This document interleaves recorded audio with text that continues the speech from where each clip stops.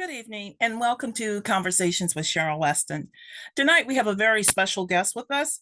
It is Mr. Jeff Lipman, who is coming to Omaha on Sunday, July 11th, for a special meeting of Omaha Housing Authority tenants. And so let's just bring Mr. Lipman in.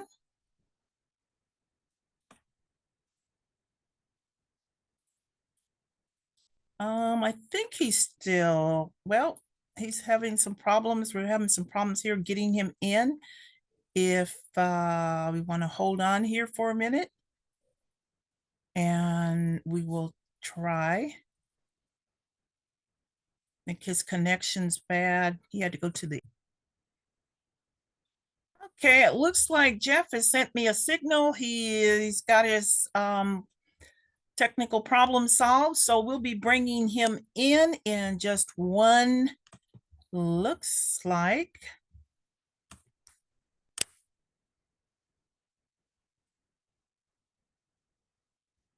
He's here. All right.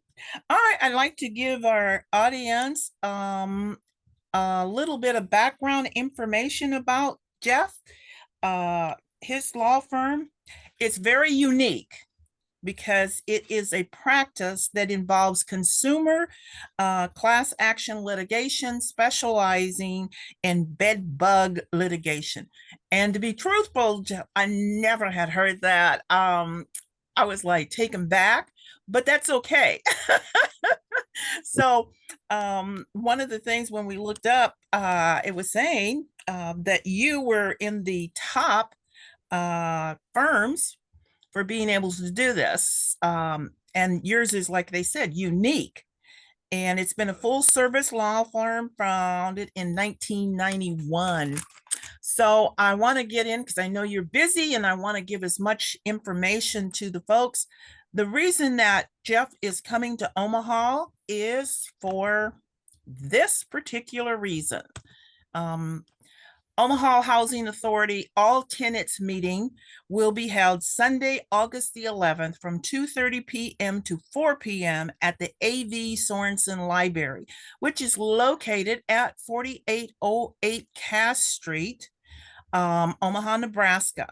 And he will be here to talk to tenants of Omaha Housing Authority. So I wanted to get this out to tell folks, hey, if you know somebody, if you have a relative living in one of the OHA facilities, this meeting's for them. Now, I think it's really important that people understand, and correct me if I'm wrong, Jeff, you want the tenants themselves to be at this meeting for this information. That is correct. Okay. That is correct. And so before I got a lot of questions, to ask you, but I'd like to give from you, if you'd like to speak a little bit about you, what you do, how you work. And one of the things I hope you'll point out is the staff that you have working there with you. And you will be bringing one of them who work with you, and maybe not staff, but partners. But also, you told me about a doctor that's in your office. So if you could share that information with our audience, I would greatly appreciate it. Sure. Again, my name is Jeff Lipman. I'm an attorney in Des Moines, Iowa, right next to you in Nebraska. We specialize in habitability lawsuits, class actions. We do this throughout the country. We have class action lawsuits, meaning that we have large lawsuits representing entire buildings in California, Illinois, Iowa, Nebraska, Kansas, Missouri. So we're pretty much all over the country. We do it. We're also looking in Pennsylvania. We've done some work in New York. In our office, we handle class action lawsuits, specializing in bed bug litigation. Part of what we do is not only get compensation for tenants that have been affected by bed bugs, but we never go into a building just for the money. We get it fixed. We fix the problems. We have experts throughout the country that we're affiliated with that do nothing but entomology. That is a bug. They study bugs.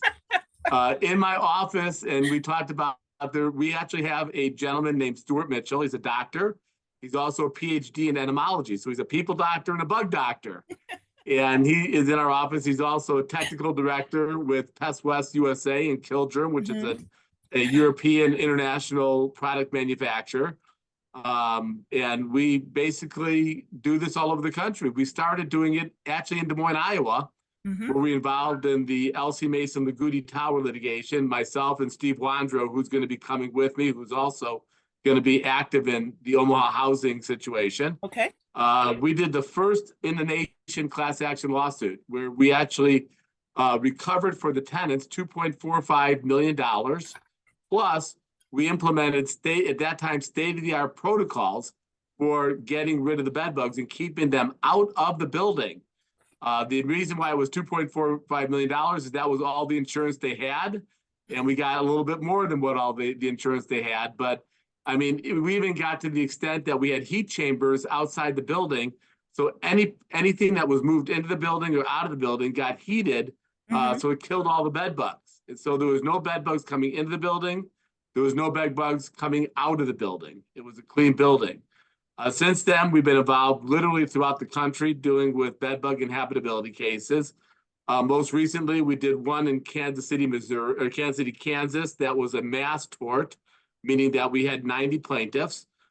We got just a little bit under $3 million for that and got state-of-the-art protocols to fix up that building. And more recently, we just had a case in Kansas City, Kansas in federal court where we had tenants receive $4.6 million. Plus, we have state-of-the-art protocols where we are actually requiring, or part of the protocols, that they're going to have 9 dedicated bed bug specialist technicians that are going to be working the building using products that not only are encasements for the beds, but a product called Active Guard, which is this insecticidal liner. So while the building is being ridden of the bed bugs, there's going to be insecticide liners on the beds, which means that the bed bug crawls up the bed frame, they die. They die as soon as they hit the box spring. So people don't have to wait until the bed bugs are cleared out of the building to sleep at night and not get bitten. They're going to be able to sleep right away. And what we understand that the Omaha Housing Authority has been just under siege with bed bugs. And as much as it's important to get financial compensation for the tenants, equally as important is the dignity, because we understand when you're in a HUD facility, you just can't pick up and move. No, you wouldn't be there. No, you're a hostage to the situation. It's either you live with getting bitten and eaten by bed bugs, or you go on the street. And we understand that. And that's not a dignified way of living your life. And we would not go out of a building. We wouldn't settle a case or resolve a case until there's peace in the building from people getting bitten up by bed bugs. So we would require, as part of any type of resolution to anything that we do with the housing authority, that they clean up the problem and use state-of-the-art protocols. And we know what they are. Part of the problem that you have in Omaha is your spot treating. There's just a complaint-based protocol. And we know that because we've talked to people. We know that the only time they treat is where there's a complaint to bed bugs. And when you do a complaint-based protocol rather than an inspection-based protocol, you're just chasing the bed bugs around. And you're never gonna get to the root of the problem. What we do. Can I interject a quick question here for you, Jeff? I like what you're saying. The point that I like a lot is you're not going into this just for you're going in to find solutions to it and make it a protocol that has to be followed. Now, is that something that would be written into your litigation? Is that do they have a time limit on doing this, X amount of time? Or how would that work to make sure that, okay, we settled it, but you know how some things go to waste? What will be the process to make sure that this is carried out? We actually have incorporated some of the protocols in the actual agreements to settle the case. So it's written in there. Okay. In a class action case, they're approved by the court. Okay. So the court will have knowledge of what's going on, and And it's in the one we just did recently in federal court in Kansas. We actually, as part of the fairness hearing with the judge was very interested in what we're doing to make sure that these bed bugs get cleaned up and never come again. Right. And that's again, it's equally as important, the solution, and that's written right into the agreement. Okay. Now, and then let me ask you, how long does this process usually take? And I'm assuming that it would, depend upon the courts, but also, how long does it usually take that some people are going to see? Because when I talked to you before, I think a lot of the individuals unfortunately feel with no hope because they've been promised so many times, Jeff, that this is going to be taken care of. They're working so hard. There's been fake, things that have been done. The point is, I believe that, when people lose hope, they lose about everything. And as you said at the beginning, they're not there because they can just get up and go somewhere else. They're there most likely because they have to be there. And they're the most vulnerable population. They can't go anywhere and do anything. So they're dependent upon this organization to make their life better. Right. Well, these lawsuits take time. I'm not going to mislead anybody and say that it happens overnight. One of the things that we would be able to do is go to the court in an early stage and ask the court what's called equitable or injunctive relief. And what that means is that we ask the court, this is an emergency. We can't wait 5 years until we get rid of the bed bugs. We need to do something now. Right. Great. And then what we could do is ask the court to spend basically force the housing authority to spend the money because of the scope and the breadth of the problem, to get the buildings evaluated, to get the protocols in place, and to do something now because it's an emergency. These bugs are feeding on people every day. Every day. And we can't wait 5 years for this litigation to resolve to get protocols. Our experience is that as soon as we get the lawsuit filed, or as soon as they find out about these tenant meetings, they're probably going to hire some pest control companies to come in and try to fix the problem. Yeah. But that's not even enough. That's not even enough because you have to use what's called integrated pest management. There's a whole integrated issue. It's a holistic approach. It's not individual units and finding bed bugs. It's building wide. It's actually housing authority wide to get these things solved and evaluated. So what we would do is go in and ask the court to appoint someone to a pest control specialist, an expert, to evaluate the problem, make recommendations, and make sure that the problem gets addressed now instead of waiting 5 years or 3 years or whatever the time period is before people get their money. If they get money at all. And we can't guarantee that people are going to get money. We just say that it's going to take at least a certain amount of time before we even get into court. But I think the idea that you have this possible solution, equitable, to have something prompt, is the fact that people in that situation aren't so much as worried about the money as they are worried about trying to get somewhere where they can sleep and live like human beings, just because, their situation puts them there. I think that's more important to many of the people you will probably be talking with, is that, they want somewhere where they can lay down. They want somewhere, and that they were promised when they moved into this, it was going to be A, B, C, D, and it was going to be clean and all this. And to take away that, oh, well, it's clean when you move in, that is not what creates bed bugs. And so I like this concept, this ideal. When you kind of went, I'm going to go back to, you said your first one was like in Iowa.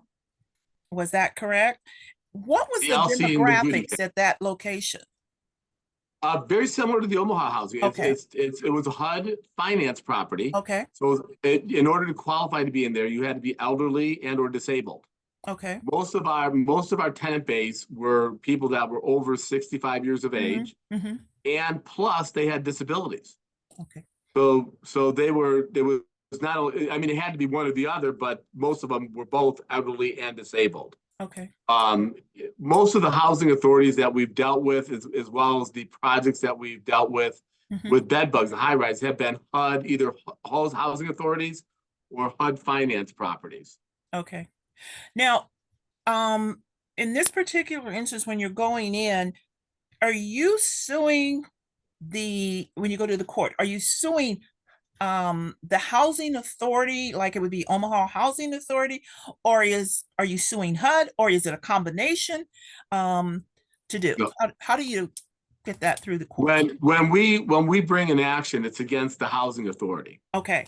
And it's not against HUD. HUD's a government agency. They manage, they don't manage, but they oversee the money, the properties. In our experience, I mean, there are some HUD officials that do take bed bugs seriously. There's some that are more protective over the housing authorities than they are about the tenants. We've seen that. We've seen local agencies. Some of them are very protective of the housing authority because they have relationships with them. You hit it right here in Omaha. And I'm saying it, I said it before, and I'm gonna say it again. You hit it right on the point. And if you were able to watch the video that I did some time ago, that is the problem is, it's not, there's no way on this side of heaven that you can tell me that the powers of be do not know this situation. But because of that friendly relationship was overtaking what should be their moral responsibility to human beings. And I have to keep on saying that human beings because we have a very progressive and your voice went out. Cheryl, you're muted. Nope, I didn't. Are you muted? Cheryl, you're muted. Yeah, I can hear you. Oh, you were muted a second ago. Oh, this thing is going out. But what I was saying is we have that problem. Our city knows the situation. There's no way on this side of heaven that you can't tell me that they do not know the problem. But because of their friendly relationship, they are overseeing this. So I'm going a roundabout way to say, in the cases that you filed, when it's this public, I mean, we've just had one thing that goes through that the USA News wrote about, Omaha Housing Authority. So it's getting out there very public. USA isn't the only one that is probably looking into this. So when you have situations like that, and with such a large one as the Omaha Housing, do you find that HUD wants to be more involved? Because people are looking at that and saying, HUD, you're shifting the money. Can't you say, they want to say, oh, we're the overseers of the funding. And if we stop the funding, then what's going to happen to the people? And I'm like, that's baloney, because you don't have to stop the funding. In many cases like this, the courts can order an overseer to make sure that things are being taken care of. Can you answer that, or where am I off base, or is that on base? No. Every HUD representative and every HUD regional office operates a little bit differently. And one thing that we've seen, and there's certain HUD offices that just don't want to get involved. They just turn a blind eye. They don't want to get involved. They say, you're the lawyer, it's your case, you do what you need to do, don't involve us. But we've also seen, for instance, in Philadelphia, the Philadelphia Housing Authority has adopted what's called the ATAC program from LG Technologies. And the entire housing authority is being cleaned up with a very proactive program. And HUD, it's a HUD housing authority, just like Omaha. And HUD out there is very active. Out east, they're very active in cleaning up bed bugs from housing authorities and HUD finance properties, which is wonderful. And I think that once things become public and they understand the scope and the breadth of the problem, and they know that we're looking to solve the problem, not just get compensation for tenants, sometimes that's a catalyst for them taking it seriously and becoming more involved and encouraging housing authorities like Omaha to adopt programs like ATAC or similar programs. Well, there's not really a similar program to ATAC, but advanced protocols to getting rid of bed bugs. And it's not just bed bugs, it's cockroaches, it's mice, it's a lot of other vermin that's in there.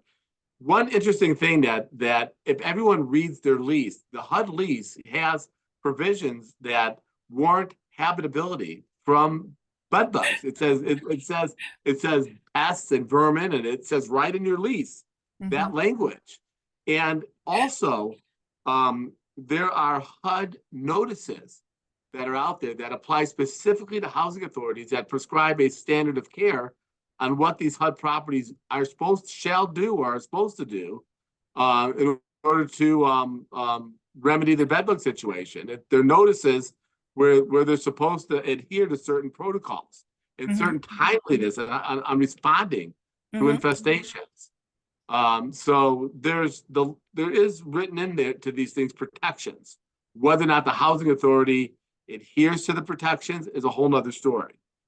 From what I understand from talking to people, it's not happening in Omaha. No, it's not happening in Omaha. And that case you spoke about, it was in Philadelphia. Did you?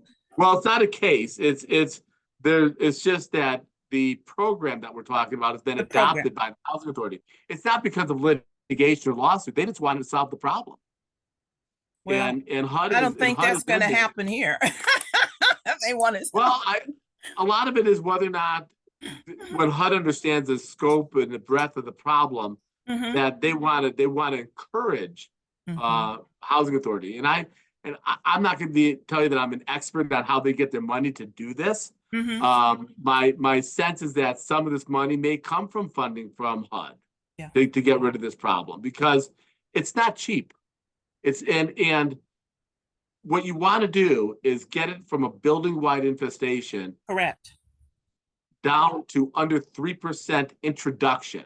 And people say, what is an infestation? An infestation is basically a self-sustained life cycle of bed bugs. You got that in Omaha, in every building. That's just what's happening. And it's building wide. It's in the structure, it's in the wiring, it's in the ducts, it's under the floorboards. I mean, these bed bugs are likely everywhere, and they're just popular. Right.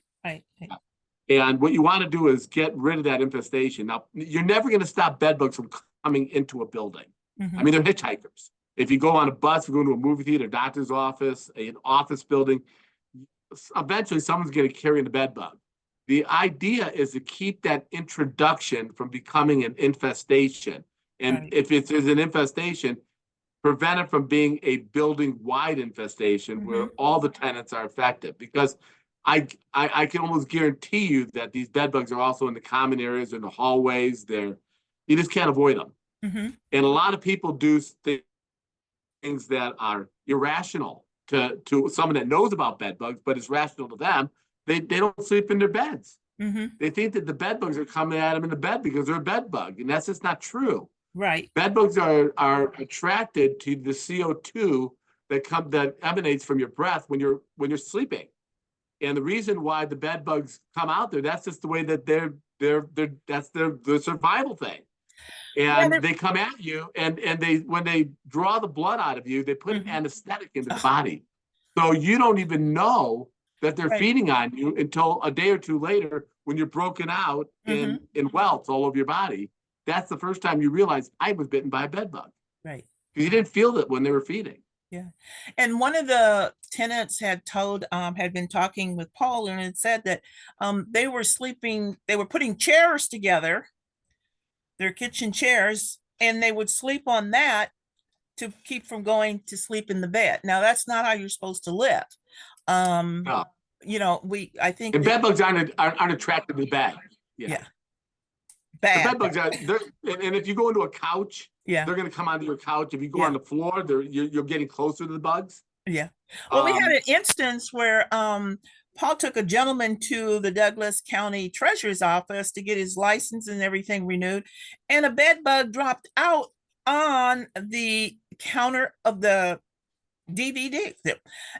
And it's like, and like you say, you can get them anywhere. They had they even took a picture showing the bed bug was there. So it is a major problem. And I did find out in some investigation, as you said earlier, HUD can help finance the situation.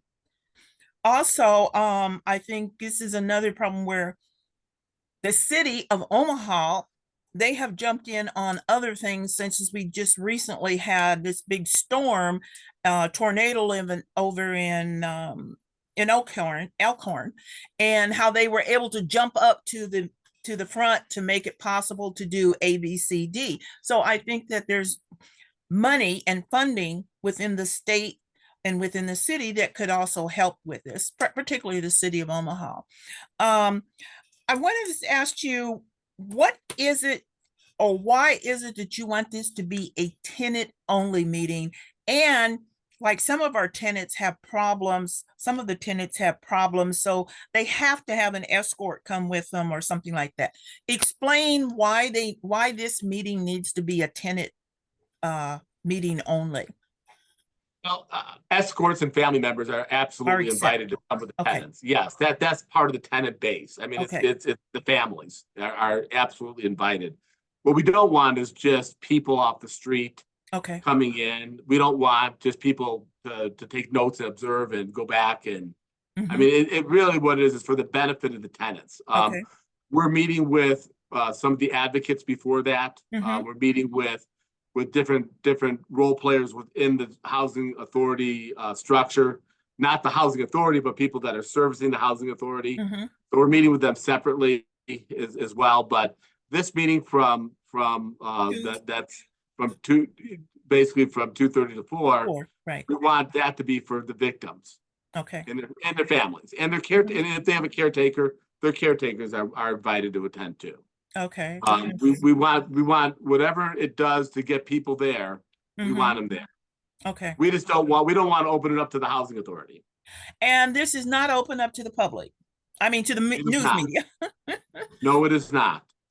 I wanted to make sure because some news media had found out about this and were wondering, and I'm like, no, as far as I know, I'm not the sponsor of this. I'm one of the advocates and I support it. But wanted to make sure that they understand that the media is not allowed. So I put the flyer up there again, just for people to see, make sure you get the idea who is invited. And as Jeff said, if you have a caretaker or someone to assist you, family member, that's fine. But we're trying to make sure we want you to understand. We want to give you hope.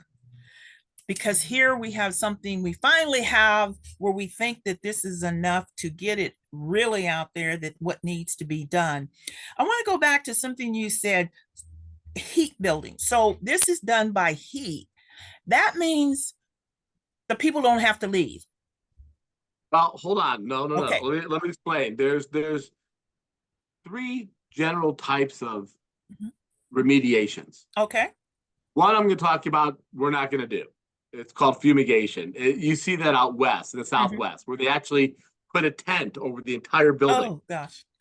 And they fumigate it. You have to be out for that because it's the same type of technique as they would use to kill termites. So, I mean, they'll tent a high-rise building and do that. They've done it in New York, but mainly it's in the South and the Southwest.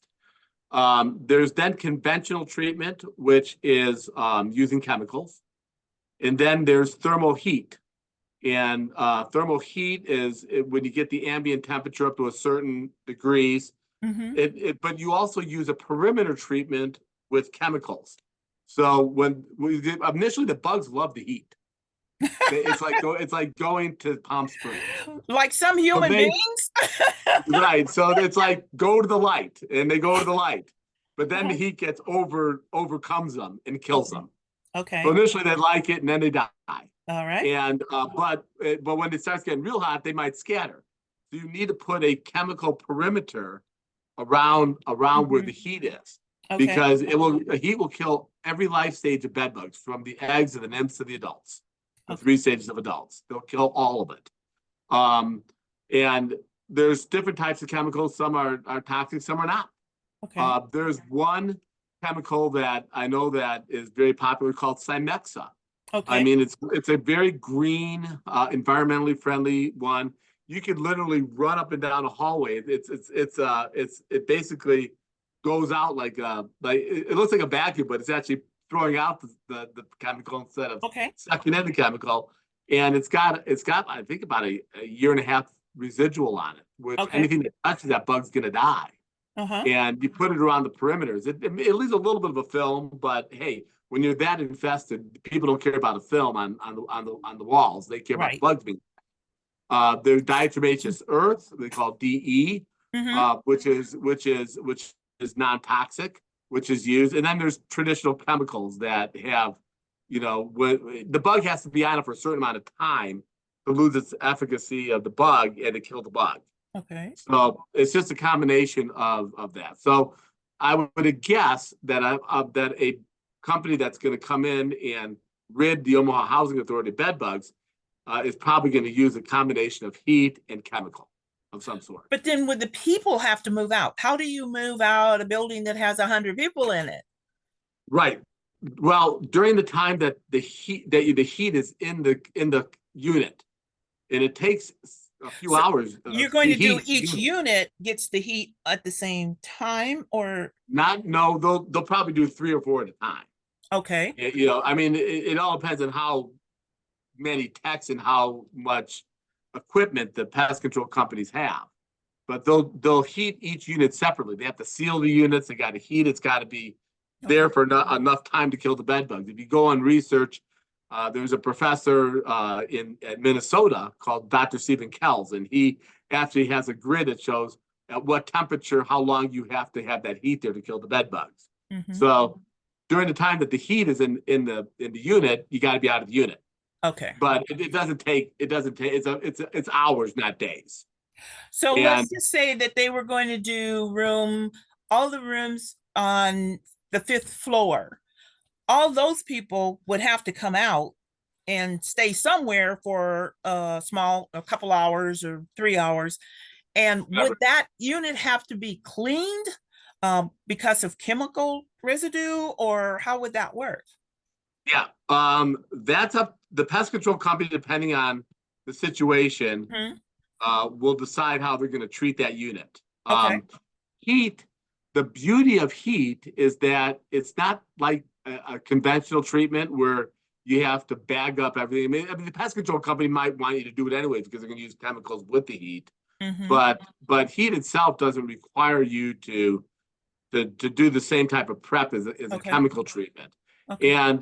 And there's been a study done by Professor Rick Cooper at Rutgers that says that a non-prep treatment on chemical is just as effective as a prep treatment in chemical. I see. It knocks down the population. So if you're doing heat and chemical, which I imagine that Omaha is going to employ something like that when they finally get it going. You're going to have to be out for a certain amount of time.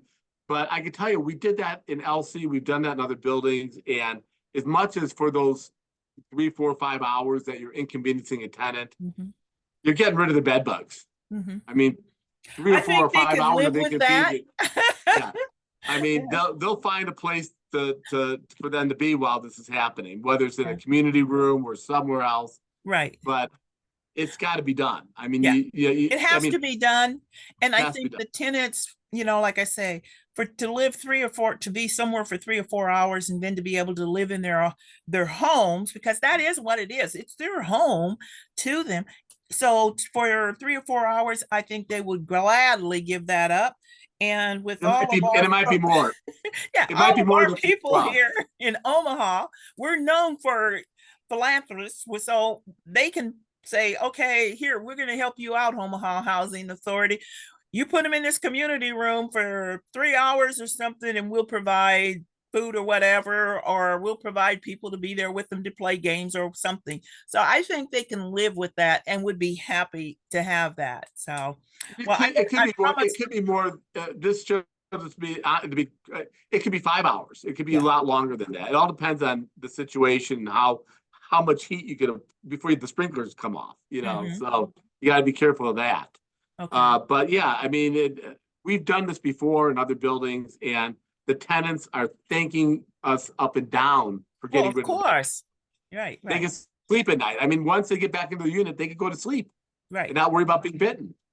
Well, let me ask you this, and I promised I wouldn't take up all your time, but um, if you, let's say that you clean out there's 5 units on one floor, and there's more than that, but we'll just say there's 5 units. You clean out 3. What about people who are in those other 2? They come down to one of the units that was cleaned. Aren't they bringing the bed bugs with them, or how, They could, but hopefully there's a residual that's put out in place, and Mhm. that residual will kill any bed bug that happens to travel in there. And sometimes it takes more than one treatment. One treatment might not be enough to kill the bed bugs in a very infested floor. It might take several treatments to actually knock it down, which is why you use products like Active Guard, which goes over the box spring, which will kill the bugs when they climb up the box spring, so they never get to the person sleeping until this thing gets knocked down. I can tell you that in the federal case that we're doing, even with 9 dedicated technicians in 2 buildings of 198 units altogether, it might take a year to get it down to 10%. Using state-of-the-art protocols. It could take a year to knock it down to 10%, and maybe a year and a half to 2 years to knock it down to that 3% that I talked about before. Because the problem is so extensive, it just can't happen overnight. It takes time. That's where we're at in Omaha. It's really extensive, that and the thing that's so sad is that it's in most every tower. It's just the different degrees in each tower. But when you have 11 towers, and I think it was given to you 2,700 in 2,700 units, yeah. 2,700 units, is going to take time, but at least it'll be a beginning. You have to start somewhere. And right. so I hope. So if there's any other, let me see if I can bring that up again to let anyone know that that's it. There we go. It's going to be Sunday, August the 11th, 2:30 to 4 p.m. AV Sorensen Library, 4808 Cass Street. And this is for tenants only. So if you're a tenant, if you have a caregiver or a relative that needs to come with you or bring you, that's fine. But we're making sure that we want to get the tenant involved, and that Jeff and his associate can hear their stories and obtain information from them. So let me make sure here. Okay, I want to just say that so that people understand that we can't guarantee a result. As lawyers, we can't say we are guaranteeing that we're going to get you compensated. We're going to guarantee that this is all going to happen. Ethically, we can't guarantee anything. All we could say is that we have a history of doing this. This is not our first rodeo. It's not our second, third, or fourth rodeo. We've done this all over the country. We think that this is a housing authority that could use our help. Yes. The tenants could use our help, and we will fight for them to get dignity and to get a safe and habitable place to live. And hopefully one day that means that they'll be compensated. We can't guarantee it, but that's our hope, is one day that will happen. But first and foremost, we need to start tackling the problem. Exactly. It needs to happen. It needs to happen immediately.